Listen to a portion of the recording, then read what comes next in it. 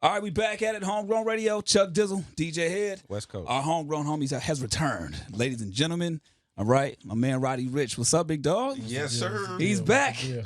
Shining a little bit more. A lot of bit more. A lot of bit more. Man, can't disrespect him. The first time that you was on the show, you didn't even have a chain on, I think. You had on a green sweatsuit, but you didn't have no chain on, especially not that. That shit is crazy. Life is good right now. Life is good, man. So the big three, obviously out right now. Now I seen you tweet or you put on Instagram, feed the streets on the way. Is this like an appetizer? Is this warming the food up before the big three? It's the big three. The big feed the streets three is the big three this year. Now why the big three though? Is it just because it's 3 songs? Because the big three is like notoriously a basketball reference, right? Right. Is it because like you gonna win a chip or like what is it? What's the reference for? I feel like it's all cohesive. You feel me? I feel like it just felt good. 3 songs, feed the streets 3, everything is just lining up. It's just you know. Now when I heard this, I ain't gonna lie. When I first hit play, I'm listening to Real Talk, and then it goes into Tootsie's, and I was like, I've been to Tootsie's in Miami. Is that the reference? Yeah. Okay, that place is a fucking zoo. Like it's all kind of shit going on. Yeah. My first time going to Tootsie's, I went with E-Class. Shout out to E-Class from Po' Boy out in Miami. And he took me there. He's like, you get anything you want. Pick a girl. Y'all get you any girl. I'm like, what? Then they did this shit where they did a parade. Some dude hit a button and like walls opened up and girls are just walking around and you could just pick them. You ever been to that sushi where you take the tray off the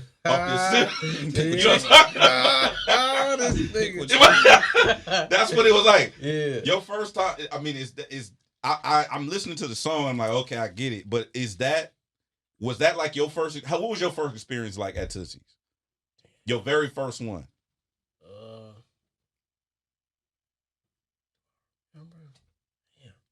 I've been so many times, bro. First time at Tootsie's, I want to say shit.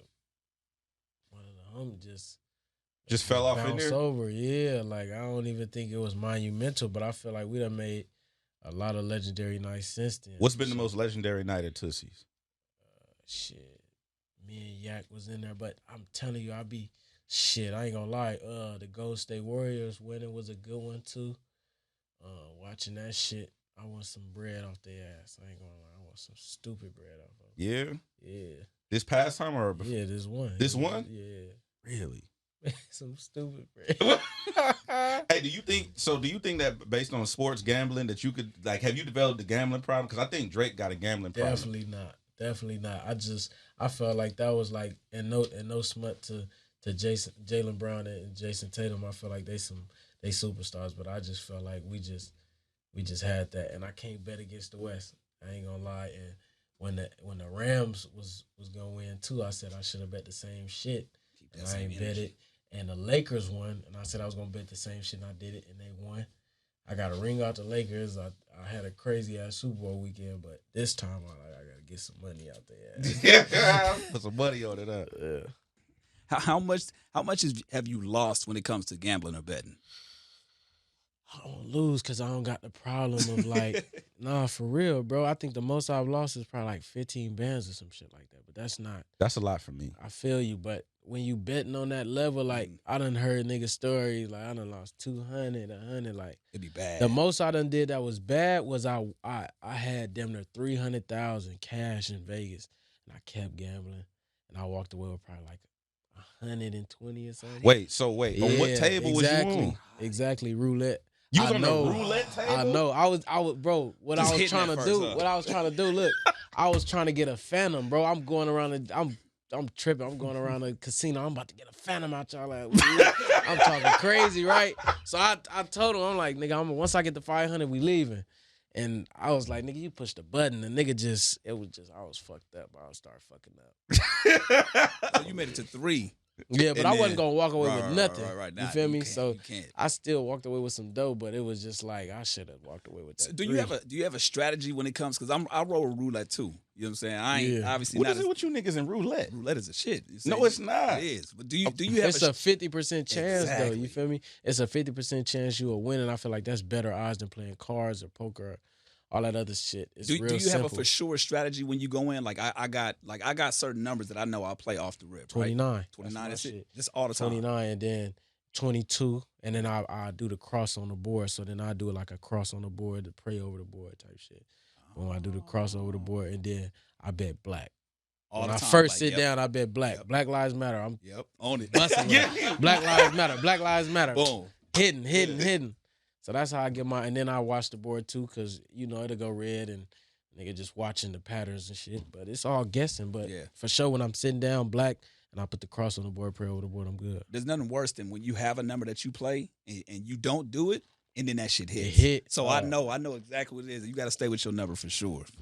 That's wild, bro. I don't understand what this roulette shit is about. Yeah.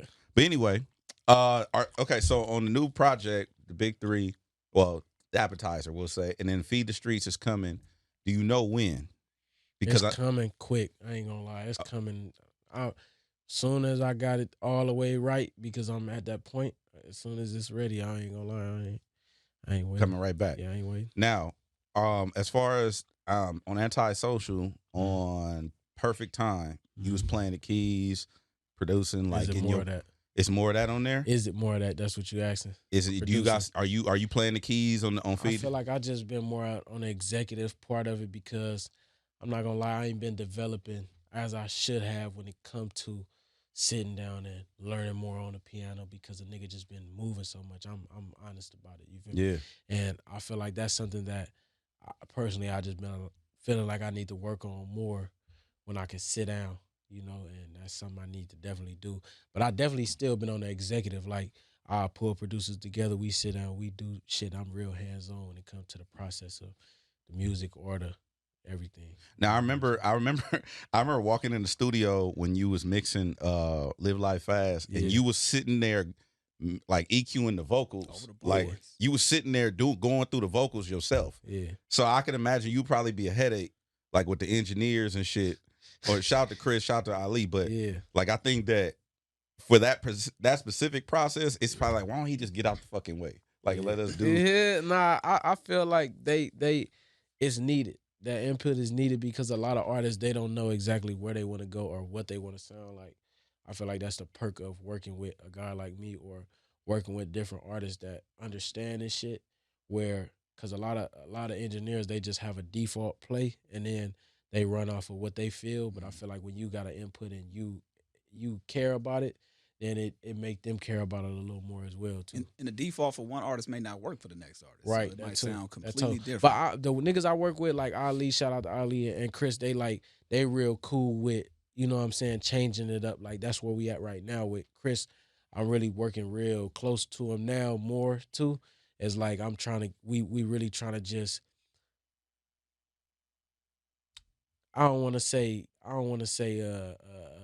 test, but like we more so just being more thorough with our options. You feel me? Like weighing out more options and seeing how we could take the music and the voices and everything to another level and giving them more of an experience. Is that something that you developed over the years? Like when you first came out, making sure you're more hands-on with it. Is that something you've kind of like learned and developed over the years, or it's always been kind of part of your process as far as being super hands-on? I've always been like that with everything. Like from me doing the music videos, directed music video, I've been doing that since I started.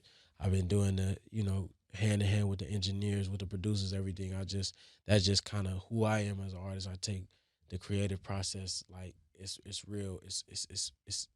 It's interesting to me. You feel me? It helped me to learn, and I'm intrigued by it, and that type of shit turned me up. It turned me on when, you feel me? I can make this shit do certain shit. So that's what I like. It's kind of interesting that the antisocial side of you turns off when it comes to the process and actually the shit that you love to do, right? Yeah. Versus the other shit, it's like, nah, fuck that.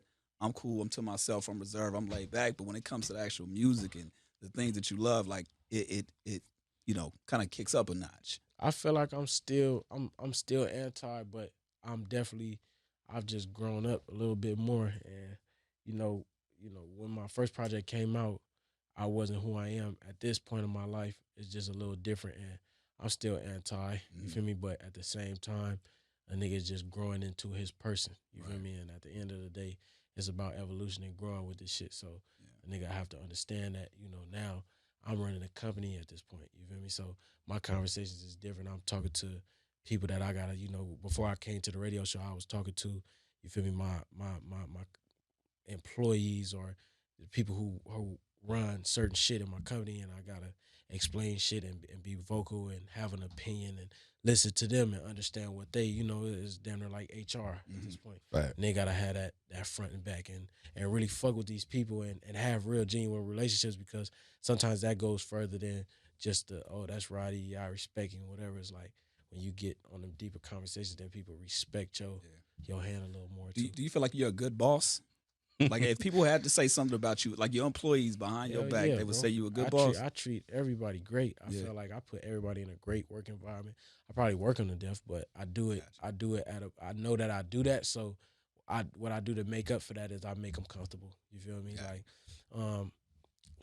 just going on tour, like I had spent an extra $175,000 for my touring people to have a plane where they got a private plane, but it's like 30 seats on it. Wow. So I paid. So that's like, you feel me? It's just like little shit like that. Well, it ain't little, but it goes a it's long way. Company thing. It's just like when niggas is coming with me, like I'm taking care of niggas, but at the same time, you're gonna have to work hard. It may be 12-hour shifts, and we doing these rehearsals and all that shit that get deep, and I might go up on niggas and all type of shit because I take this shit serious. But at the same time, and I know that I'm never gonna treat you like you in a sweatshop type thing. Like it's like I'm doing. How many chances do you give somebody to fuck up before it's like, okay, now you gotta go? I just feel like I'm a person. I like to say things one time. But the thing is, in that conversation, I like to make everything clear too.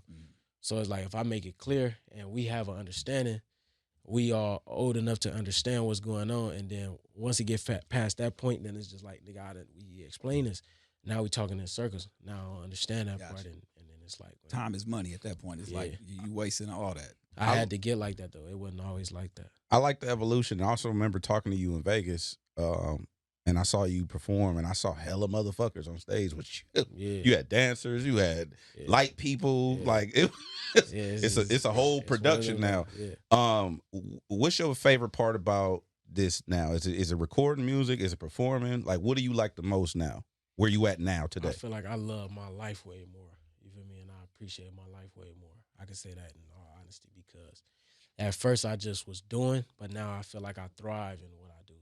You feel me? I thrive in the conversations I have because they open me up, and I get to have different conversations with people, and they turn my mind to a different place. And just my life, I just enjoy it way more. You feel me? At first I just looked at it like music and do this, but I just feel like I enjoy myself in doing everything I do, and that's what I love about this shit. What's the most interesting, one of the most interesting conversations you've had with somebody who's not in music, like a business person or like? Okay. Let me think. Interesting conversation. Because I know you having conversations with business owners now, people who own Fortune 500 companies. Definitely. Like, interesting. What do you mean by interesting? I'm just saying somebody that you probably wouldn't expect Roddy to talk to. Who have you like talked to on the phone, on FaceTime, sat down with? That's probably like when you first started, when you first came up here and you sat with us. Well, I could tell you it is kind of involving music, kind of like, cause I be, nigga be running this different little plays and shit like that. But I like for that to come into fruition when it's supposed to. But I can say I had a crazy experience, and it allowed me to understand where I'm at in my power in life. I was talking to one of the homegirls, and she was working at Apple at the time, and she was at the store, and we was just chopping it, just shooting the shit, right? And we was just talking, and I had got off the phone because my management was calling, and they had called me, and they was like, that the CEO of Apple want to congratulate you on your Apple Music Awards, but this was at the same exact time. I was getting off the phone, so it was like I got to like see how I can I'm the bridge of the people who, you feel me, really make this shit work, and the people who really make this shit happen. So it just kind of like opened my eyes to see my positioning and where I'm not too high, I'm not too low. And I feel like in my life I'll never be, like too high or too low, but it just kind of opened my eyes to a point where like, it was like, nigga, you at a special point. Like, you talking about Tim Cook? Yeah. Wow. Yeah. I love Tim Cook. Yeah, it was cool. It was cool though, but that was a crazy experience, bro. That was You end up talking to him? Yeah, I talked to him. What did he say? Shit, he was just talking to me about just how revolutionary the music was and how he a little fan type shit. And do you have Tim Cook's number? I don't. Damn, that'll be a hell of a flex. I need to know when this new iPhone come out. I ain't gonna lie. I could get to him though. Hey, but that's wild though. That was gonna be one of my questions. Like, who didn't you expect to actually be a fan? But you saying Tim Cook is like, yo, I fuck with your shit. Yeah, that's wild. That's fire, bro. That's big. I ain't even gonna lie to you. I'm an Apple head too, I'm a so he super like nerd, bro. Like, that's crazy. Yeah, also, I want to shout out. I also want to talk to you. Speaking of relationships, your relationship with Ye. I remember you sat down with Big Boy and you talked about like how you felt about Ye and stuff like that. And then I think Donda 2. We still have yet to see Donda 2, but I remember you were that STEM player. Yeah, it came out on the STEM player. I have yet to have it. Yeah, but he's broke it down. He sold 2 million units. Facts. And nigga, trust me, I know. All right. But what I'm saying is, he a genius. Yeah. Oh no. Hands down, nobody does it like Ye. Because who do we have in here? Fabio. It was Fabio. Fabio said, "Yo, Ye, like he almost treated him like he flew him out, like brought him to the stadium. Like, what was your experience like working with? Same shit. I ain't gonna lie. Now he real like out of nowhere with this shit. You feel me? Like you'll be chilling with him at his spot at his office, and then he'd be like, "You want to go to Arizona tonight?" Like, type shit.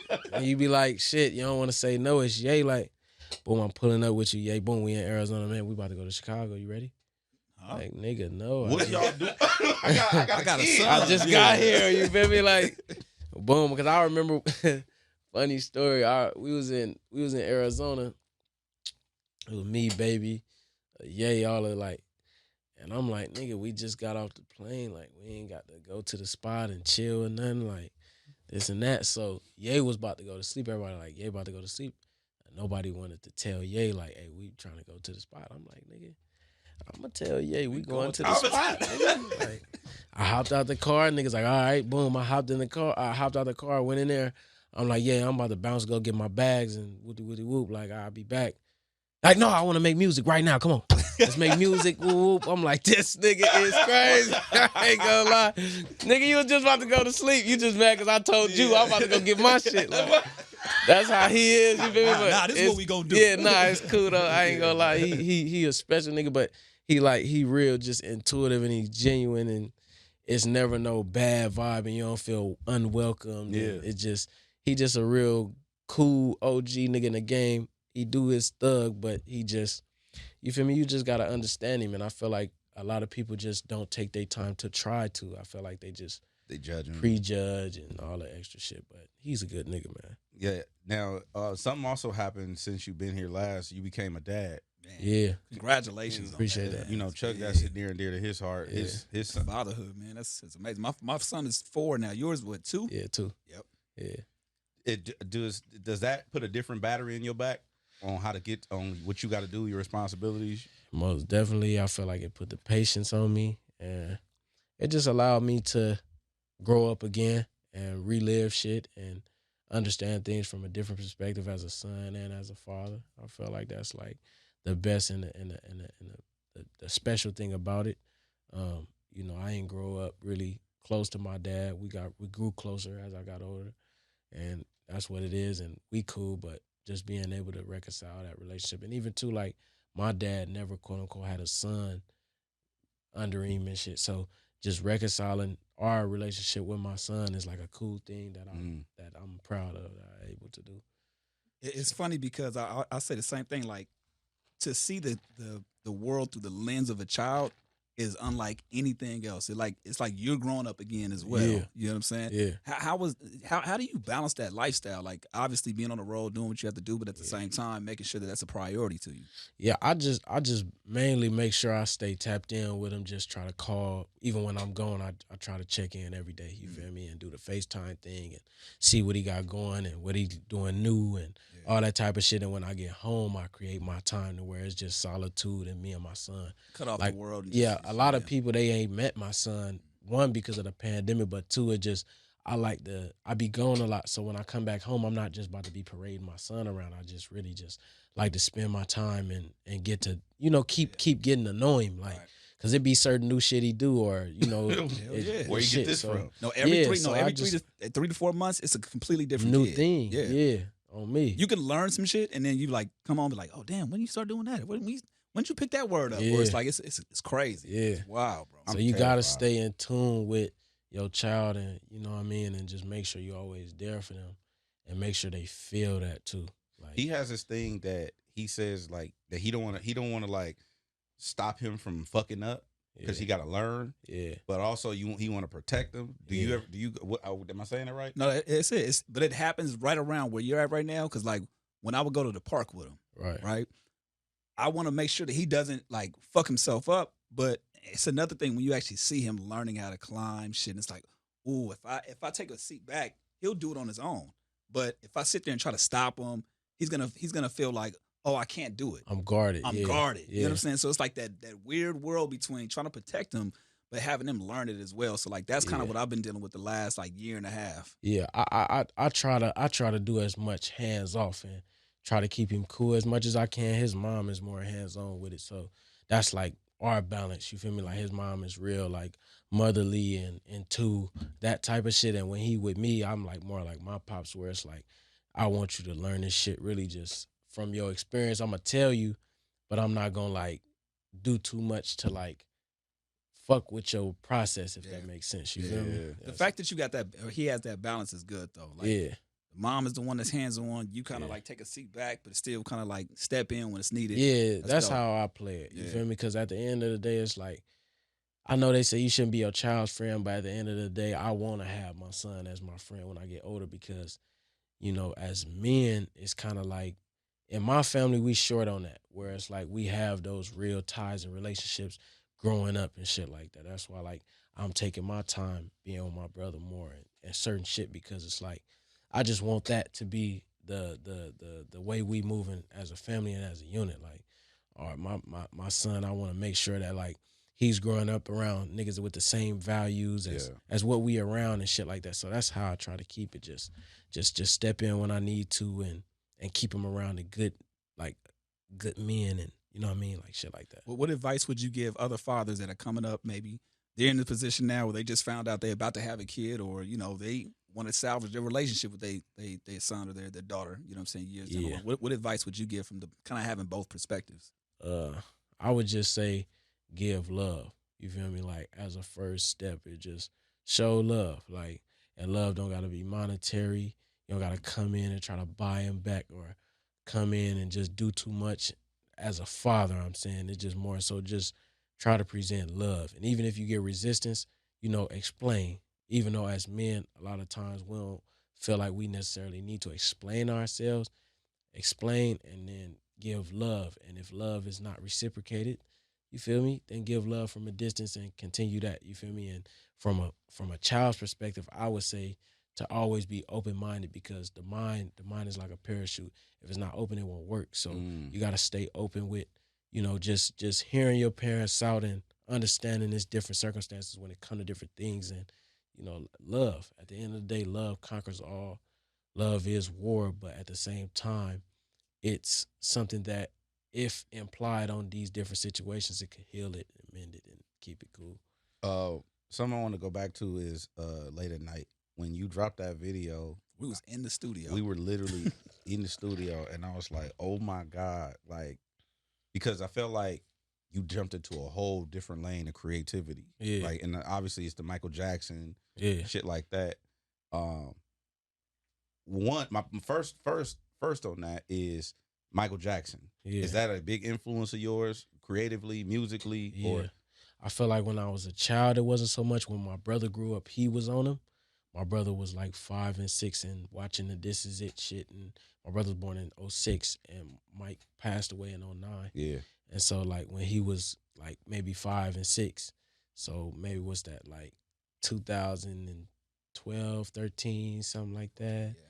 something like that. That's when I really started digging in and paying attention, like high school, and seeing what he had to offer and what he offered to the game and everything. And that's when I kind of found a love for his music, and I found out that it was timeless music, and even Prince and everybody too. Like in that lane, you gotta understand, I'm young too, so I'm catching up. Yeah. You feel me? And yeah, so that's where I found my love, was through my brother. Actually was on that. Shout out to your brother, because when I saw it, I was like, oh, he done figured it out. Yeah, he done went to another level of create. Oh, you understand that this is entertainment. Yeah, a lot of people be too cool. Yeah, they shooting videos. Sometimes you gotta have your little fun. That's why you know what I mean. Like that's what that era was about. It's just being unapologetically me and doing whatever I felt, even if it was funny.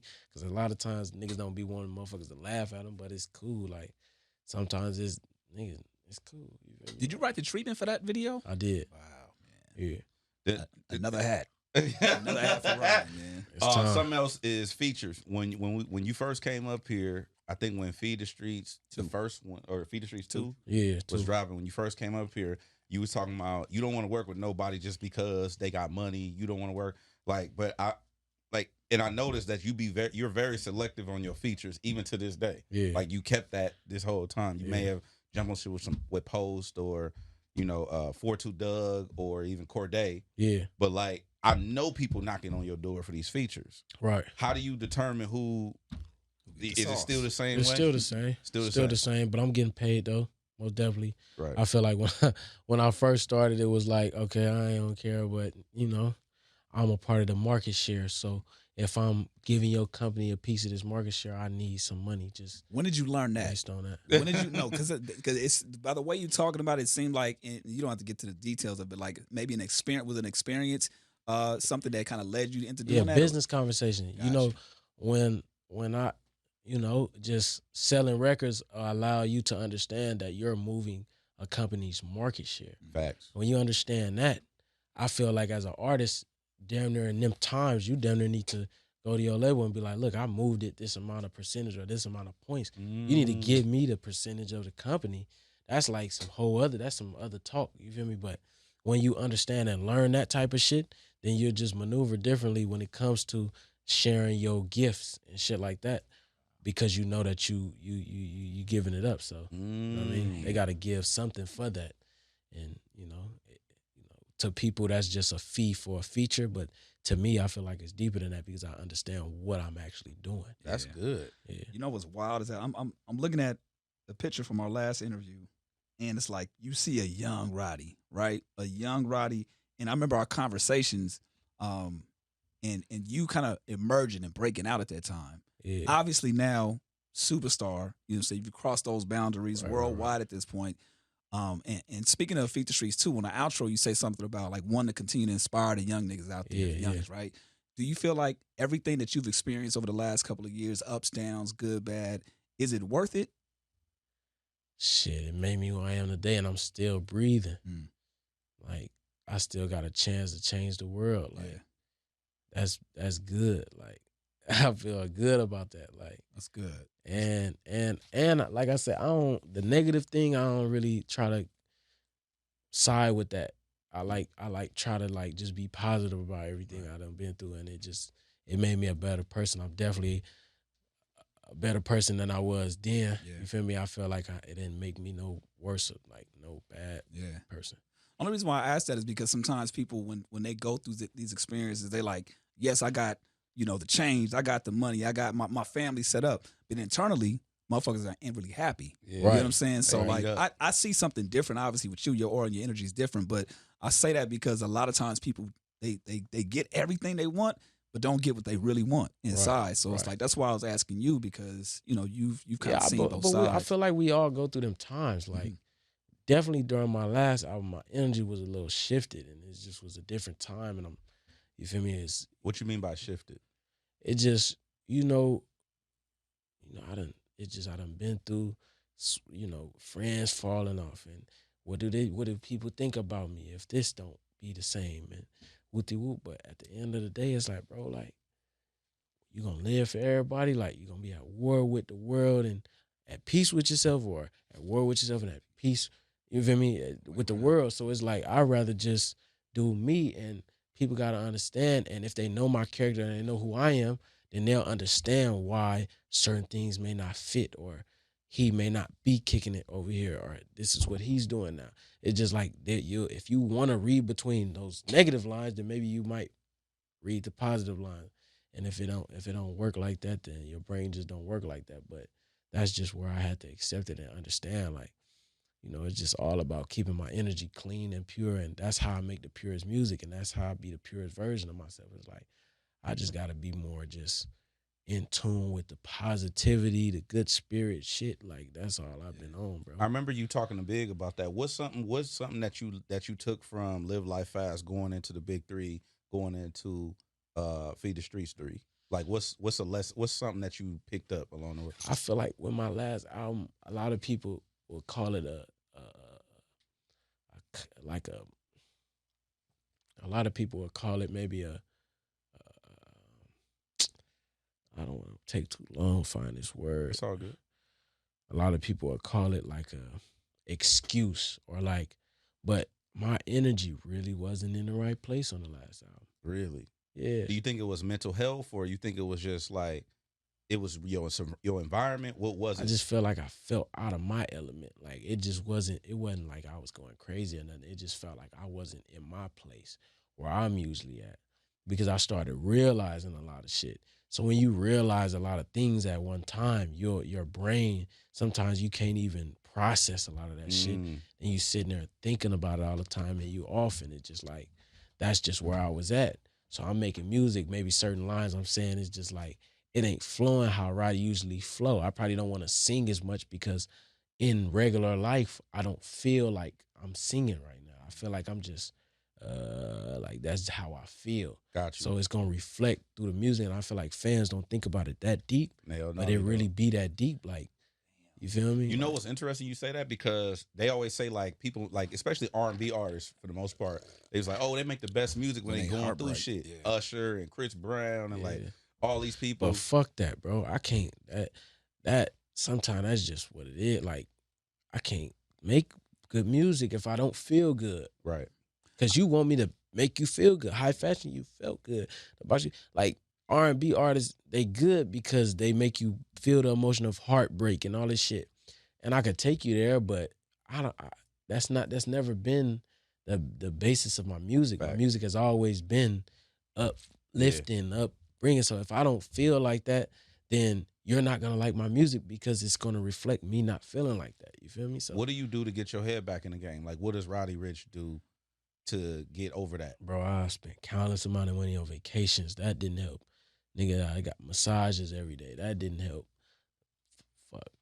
Like, none of that shit helps, bro. I feel like it's more so just a mindset of I have to get into the positive shit. I have to think about good thoughts and shit like that. It's really just simple. Have fun. It's simple. Yeah, it's real simple. It's like turning the light switch on or off. Yeah. You feel me? At a point you may feel like it's just hard to get it going, but like once you get it on, it's like, all right, I identify it now, so now I know how to switch it on and off. I know how to maneuver around it, and it may be a lot of people don't get over that hump. You feel me? And yeah. I'm glad you said that though, because a lot of times, like especially with the fans specifically, right?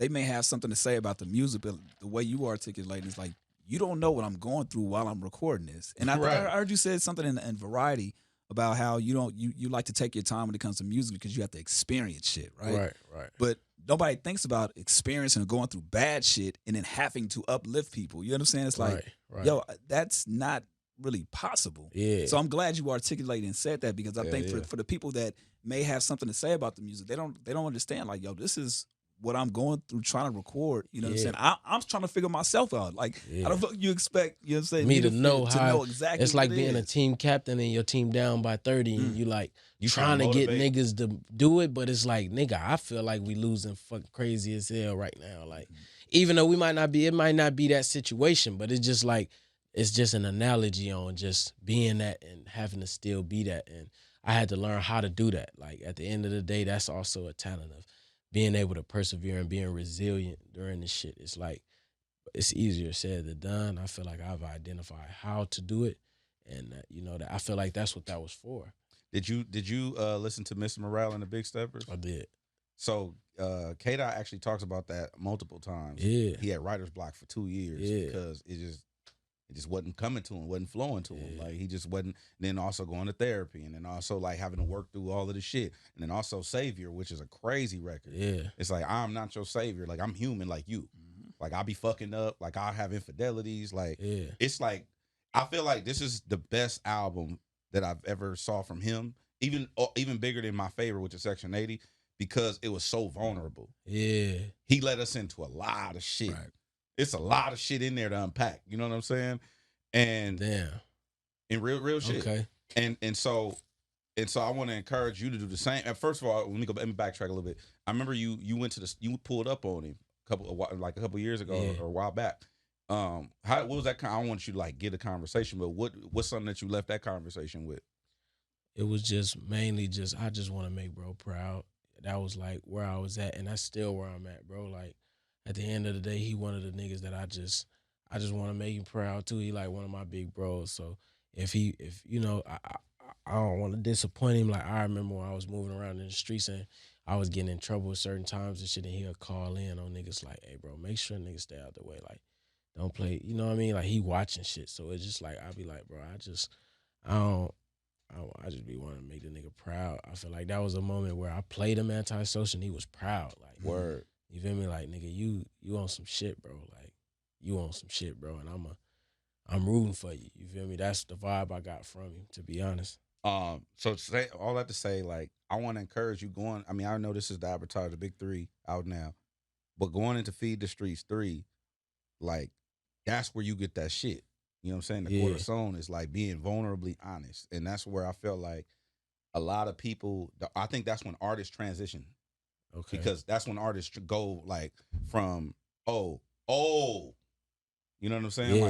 Like, and even if you look at Michael Jackson, like, even like Thriller wasn't like, it wasn't like, I'm not going to say it wasn't received because I wasn't around at that time. Right. But from what people have told me, it's like Thriller is something you can go back and still find shit. Right now. Even with Prince, like you can still go back and find shit right now. Like even if you look at To Pimp a Butterfly, I just listened to Pimp a Butterfly 2 months ago or a month ago, and I found some shit I didn't catch before. Right. And it wasn't about the bird, it wasn't the words, it was like the message.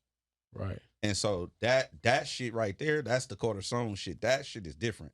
So that's why I want to encourage you, you know, and everybody that listens to you, that's fans of yours, like, tap into that shit. Because the Mr. Morale shit, bro, it's a couple. I was talking to Charlemagne about what's the Father Time. Yeah. That record about his dad and this and that, right? And he said he can't listen to that song without crying. Damn. No matter what. Like he's picking his daughter up. I'm sure I'm even talking about this publicly, but he's picking his daughter up from school and he was listening to Father Time and he was crying in the car. And he was like, oh, she had to turn off and get his shit together before his daughter got in the car type shit. And it's like, I think that's the shit. That's the shit that I think people are missing now. It's like, you got to find that, but then also find the fun and the light in that shit. Right. It's the balance of that. That's the secret sauce. Yeah, but when it's your lifestyle, like I said, it just flows. Yeah. And that's where, yeah. So tour, it's the 12 Carat tour. Carat. Am I saying that right? Yeah. The 12 Carat tour. You and Post Malone. 12 Carat tour. Yeah. You and Post Malone. Y'all are obviously, you know, that's your homie. Like, yeah. Which is you. I've heard crazy stories about Post Malone. I heard he drink beer. Yeah. Like he don't do like, popping bottle. Like he drink beer, like a 6-pack. Like, real white people. White boy wasted. Real white people shit. Yeah. So on this tour with Post Malone, I mean, in your previous runs with Post Malone, have you had any like drunk moments where like you might have been intoxicated? Because I heard that y'all like he can go for real. Yeah. But see, I can go too. Oh, really? Yeah, but I just don't go. I don't drink like that, but that's why I be telling people like, I don't drink because I'm going to drink and then you going to drink and then you going to be drunk and I'm going to be... Still looking. I'm just looking at your stupid ass. I'm chill though. Like, feel like damn, that's why drunk. On me, I don't drink. I really don't. I don't drink alcohol like that. Right. Yeah. So the tour, I felt like you got a bad, and I'm gonna say this publicly. I feel like you got dealt a bad hand You put out Antisocial. Yeah. Then we get the pandemic. Yeah. You can't tour. Shit shut down. Yeah. And you still ran it up. Yeah. Which actually kind of works out for him. He's anti-social, so he ain't got to be nowhere. Nah, fuck that. People. It kind of worked out in his favor. Fuck that. I get the word, like, fuck that. It's you, the baby, and Lil Baby. Yeah. I feel like took the whole pandemic by, like, it wasn't even close. Right. You know what I'm saying? Yeah. And I feel like you got dealt a bad hand because, like, niggas like the baby still running around doing shows. Yeah. Pandemic, no pandemic. He with a mask on, no mask. They doing you shows. gotta just understand they more Southern artists, and so just the way they rules was set up. Yeah. You feel me? And at that time, all I knew and all I was used to was the West, and like how we got to do shit. So LA just shut all the way down, and I wasn't trying to pick up my feet and go somewhere just based on feeling like I had, you know what I mean? Like just jumping out of my comfort zone, excuse me, for some money. Like that wasn't my MO. I felt like it happened though. But this is basically the first run that you're gonna have after the pandemic. And it's an arena, bro. And it's arena tours. It's cool. Yeah. We doing the Staples Center like 3 times. Are you looking forward to this? Are you looking like I need my get back? Arena. Crypto arena. Are you looking at this like, okay, I need my get back from not being able to tour for the last 2 years? Or are you looking at it like it's a fresh start? How are you approaching this tour? Man, I feel like it's just a chance for me to touch people who want to see me. Like, that's how I look at it. Like, I just look at it like, bro, it's a great opportunity for me. You feel me? And like I said, shout out to Post. It's like a blessing that I'm able to even be in this position to even do this. Because a lot of artists in my position, some guys would have folded after that. The whole world crashed and it's over, and niggas just folded. So it's like I'm still here, able to go to the studio every day. I'm gonna leave here, go to I'm able to do that, and I'm able to go touch arenas. Like that's a step away from stadiums. You feel me? Like that's big. You feel me? Super big. Yeah. So I'm cool. I'm cool with it, bro. I ain't even. Can you explain one thing to me though, real quick? This is totally left, but it just made me think about this shit. Yeah. Because this is typical Roddy Ricch fashion, right? Yeah. Roddy run it up, be doing your shit, and then you go ghost. Yeah. Social media, everything goes black, goes dark, goes just no post, no nothing. Yeah. What's that for you? Is that let me get back into my bunker and get into creative mode? Is that let me cut the world off? What is that for Roddy Ricch? I just feel like I deactivated my my Instagram and my socials one time, but that was because one of my real close family members, I ain't never lost a family member or was about to lose a family member over a sickness like that. Mm-hmm. And something that I got news, and it was a family member that I wasn't necessarily on the best terms with, but he real close, and it was just like that shit kind of fucked me up a little bit. And I was getting bad feedback from people who I didn't know. So I just felt like, fuck y'all, fuck this. You feel me? Let me just cut this shit off because it's only making me irritated a little bit. And I'm human, you feel me? So let me get back to where I'm at. But that was that point. I feel like when I'm in the mix and doing my shit and I cut back a little bit, it's really just, all right, y'all got that. That's a phase. You feel me? All right, now I'm on my next shit. Reset. Okay. That's just on my shit, like on that type of So it's more for times. the aesthetic of the social platform. Like just bringing them into my world again and letting them know that you know you gotta just have your own sauce with it. Like do your thing. Like present it when you want to. And got it.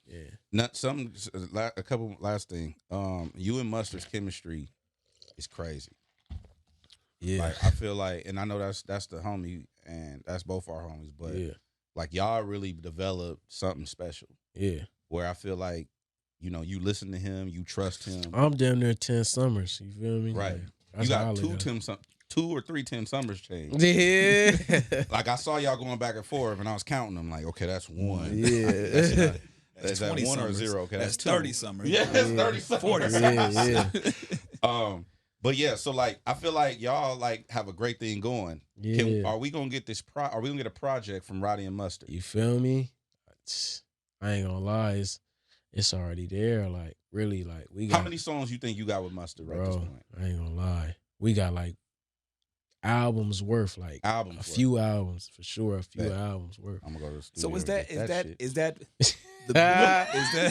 is that the business getting in the way? Saying like Definitely not. Okay. I feel like it was a time where we did go back and forth about certain shit. Not me and him, but just management labels and shit. And we got two different situations as well. So it's like we was going, but I had chopped it up with him. I'm like, bro, like at the end of the day, bro, we really doing this shit. You feel me? For something bigger than me or you. Like, nigga, we got to represent and put on for a whole place. Mm-hmm. And you feel me? At the end of the day, this shit ain't just about us. It's about really being able to put, definitely put ourselves in a different position. But we got the opportunity to usher in a lot of younger niggas that come from where we come from, too. Mm-hmm. Because when you got the hand of, like, nigga, we do it, like, it's one thing to say, like, all right, they make good music, but we really do this shit for real. We really be throwing niggas against the wall every time we drop. So it's just like to be able to incorporate other niggas in that shit. That shit is deadly, bro. And it's just like that's what we gonna have to start doing. Really, like I like that. We had them conversations for sure. I definitely want to see more collaborations with y'all two and people coming up. Yeah, like I definitely think that would be like fire, because it would be no different than somebody when you was putting out the first Feed the Streets and somebody reaching out to you the way Nip did. Right. And it's like, yo, exactly. I see what you're doing, bro. Yeah. Like, come pull up. I fuck with you. Yeah. You know what I mean? I would love to see you doing that more in the city too. Yeah, I like that. Yeah. Is there somebody that you kind of looking at like that is on to come up that's kind of on your radar that you like, yo, okay, I feel like I want to surprise them. I ain't gonna lie. I feel like I want to surprise them. So basically the people that people that you have in mind, they'll see it. Definitely. All right. Definitely. For sure. Okay. So before we let you go, got to do homegrown head scratcher. So these is for people to win tickets. So people call the radio station and they guess whether you got the answers right or wrong. These are 3 elementary school test questions. Shit. Okay. This is 3 elementary school test questions. They gonna call and be like, yo, I think Roddy got it right or wrong based on the question. Right. So even if you don't know the answer, guess. Just take a second and guess. All right. Ready for the first one? Come on. What is the group of stars called that form an imaginary picture? A constellation. Damn. Ding. Okay, that was good.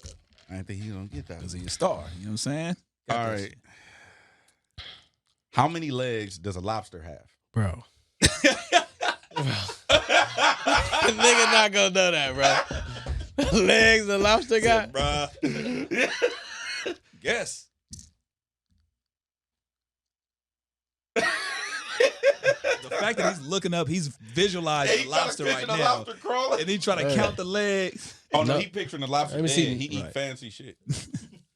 No legs. That's your final answer? Nah. Because that could have been a trick question. I ain't gonna lie. I thought they had like small legs on the side, right? No. How many? 2? No. All right, how many? 10. Oh, 10. See, I wouldn't have guessed that. Hey, stop doing that. Don't give him the answers. Last one. Oh, you knew? Yeah, he knew. Oh, shit. 10. All right. Last one. How many chambers are there in a human heart? 4. Man, how you know that? Some shit. He says he's like, no, I know. Okay. All right. The left, is it the left? Or, I ain't gonna say. I was about to say, I was going to extra credit right there. Yeah, it's 4. He got it right. Yeah, he got 2 out of 3. It's like ventricle, right? Ventricle. That's good. 2 out of 3. Now, have you ever had an experience? We do something called curbside confessions, crazy stories from drivers, passengers. Have you ever had a crazy Uber experience, or with the personal driver, anything like that? Or no, private plane. Private plane. You ever had a crazy whatever, anything like that? I can't. Or food service. Poor service. Bad driver. Wait, you say you can't talk about that? Yeah. Okay. Y'all said plane. Oh yeah. There's one on the plane. Nah. He talking about the helicopter ride. I know about the helicopter. All right. I know about the helicopter ride. Let me see. If you want to know about the helicopter ride, put one in the chat. Yeah. I ain't really had no bad in the experience chat. with no drivers like that. I don't really talk to my driver. Like, I talk to them, but, bro. We just get in the car and shut the door? Nah, I know their names and shit, but I just get on. Like, just take me to my spot, bro. I ain't got nothing to I talk don't about. talk to the help. Nah. It ain't no shit like that. It ain't no shit like that. It ain't no shit like that. But you ever had any crazy experience at a restaurant or like a Uber Eats or anything like that? Oh, Somebody fuck your order up? No. Back in the day, well, not back in the day because I'm young, but I was like 18, and one of the older homies took me to Crustaceans, and he was drunk trying to get at this white lady. She had a yellow Porsche, nigga, but she had like 4 of them. Like, she was like rich, like she had some dough. Mike Epps walked past, nigga, and started grilling this nigga, like, nigga, on some whole other shit. But that was like a little crazy. What? That was like before on me. That's random. Wait. He was Mike Epps just he was walking in Beverly Hills. He was walking down the street. so he's roasting your homie? He was roasting the older homie, like, look at this nigga trying to get up on this, like, tripping, like, you know, some shit, nigga. That was, yeah. That's hella funny. Yeah, that was like a little incident. But I don't be, you know, when it come to, I ain't gonna lie, my brain, when I get poor service or something like that, like, I really just shut off. Like, once they start talking left or some shit, I just shut off. I don't really say too much. Or I was in the airport one time when I was in overseas, and I had my earphones in and I was talking to somebody, and I guess, you know, when we check in to go on tour, I was actually on tour post. So we was checking in the bags and everything, and the lady was like asking me questions and shit, but I'm just like, she packed my bag. I'm like, I don't know, like, whoop, whoop. So the same lady, you know, these people be at the front putting the bags on the shit. Like, she traveled all the way to our terminal, and it's 2 niggas in line taking everybody's ticket. Like, okay, take your ticket, whoop, whoop. So as soon as I got to the front of the line, she moved the nigga out the way, stood right there, took my ticket. They took me to the back. Nigga was searching the nigga, all the shit. Oh. Management came like, y'all can't be doing this. Y'all racially profiled him. We watched her harass and follow him all the way here. And What? Are you serious? Shit like that. Yeah. So let me ask you this: as They was gonna kick everybody off the flight because, you know, they was tripping. Yeah, They was gonna yeah. kick everybody off the flight. because I never seen you like go live. I never seen you put nobody on blast on your social media. Like, look how they doing us. I always see other people do it, but I never seen you do it. Is there a reason why you don't do it? I just don't like confrontation, bro, because what people don't know about me is, like, I'm cool, bro, but, like, When you get mad, when I get angry, you feel me? Like, I really be angry, bro. So I don't even like to get like that, bro, because I'm little, but it's really like that. Swear to I God. feel you. Nah, I feel you. I seen you angry one time. I didn't like it, but it's all good. Okay. Oh, go ahead. now I want to know this is the part of the manifestation, man. The year can't end without Roddy doing what? What are your sights on? I know we got the tour coming up, but if there's anything, it could be music, could be personal, anything that you want to make sure that you accomplish before the year ends. The year can't end without Roddy doing what? I want to take my son out the country, man. Something I ain't did. That'd be dope. I want to do that, yeah. Stamped in passport. They working on it, yeah. Wow. That'd be dope. I ain't been able to They travel. open up the borders and shit now, so Yeah. you could travel free. Give me that Also, experience. another question is, I want to go to Japan, too, bro. Japan is fire. Yeah. I love Ain't it. You never been? You never been? Nah. Wow. I got something for you. Yeah, see. I got something for you. See? I like your style. I got something for you. I like your style. Do you have any songs with Kendrick or Nipsey that we don't know about? Yeah. A lot of people don't know Meek and Nipsey was working on a project together. You know, I worked real close with both of them. So we had some shit in the tuck. And Kendrick, we did some shit. But I told him, like, we just really need to do something fresh. You want to do some new shit. And crazy. But it's new. It's we haven't heard it though. So it's new to us. It's new to us. Nah. Definitely we got, whatever. It's like some ideas. Got it. Because we both like that. Like, we create and then we go back and we think and we do this and add to it. So it's some ideas, but I just want to do something that we can both be like, oh yeah. When you did the song with Dot, that was for your shit or his shit? Y'all was just creating. Yeah, we was just recording. We was just recording really, and I got to see him do his thug for a little while, and it was dope. Well, thank you for being honest with us, because we had somebody up here Blast. Blast. Who said, we asked him, he was like, yeah, I don't know nothing. I got nothing going on. Then he on the album. goddamn single. On the goddamn single. So shouts out to you being honest about it. Also, I don't want to dive into it, but have you had a chance to have you had any communication with Thug, like with his people, check in on? I know that's your guy. I definitely been talking to Gunna, like a lot of his people and shit. And they standing tall, bro. I ain't gonna lie, they handling. He seemed like he was in good spirits. They handling the situation real good. So, like I said, I just everybody that can and that can hear me, just do their due diligence and their best to, you feel me, help these niggas out in their time of need. I feel like that's what they need. They need their people to really be behind them, and whoever gonna support, let's support, and let's not hide behind the shadows and not do what we can't do and do what we can do. You know what I mean? Just celebrate these guys and keep them in conversation, and always keep them lifted up in prayers, and their families and their mothers. I got the luxury to meet Gunna's mom. You know what I mean? Word. So I just shit like that. Like I just be praying for her, and my mom, she got his name written on her prayer wall and shit like that. Wow, so, that's what's up, bro. That's what we on. Man, hey, you know what, bro? I'm gonna say this publicly. I mean, I told you before, but I'm really proud of you, bro. Appreciate it. Sure. I'm really proud of the man you becoming. Like, Thank you. not the artist and the rapper, all that, but the man you are is completely different than the dude that was showing money on Instagram. You always bring that shit up. I'm proud of you, fool. Appreciate it. Come on, God. Roddy Ricch, Big 3 out right now. Feed the Streets coming soon, and some more shit. The tour. Feed the Streets coming August. What? What'd you say? August what? It's coming, man. You always do me like that. Will we get it? Will we get it before Halloween? Bro, you gonna get it before everybody. I ain't gonna lie. West Coast. Boom. Homegrown Radio. Chuck Dizzle, DJ Head. Roddy Ricch. Appreciate you coming through, bro. For sure.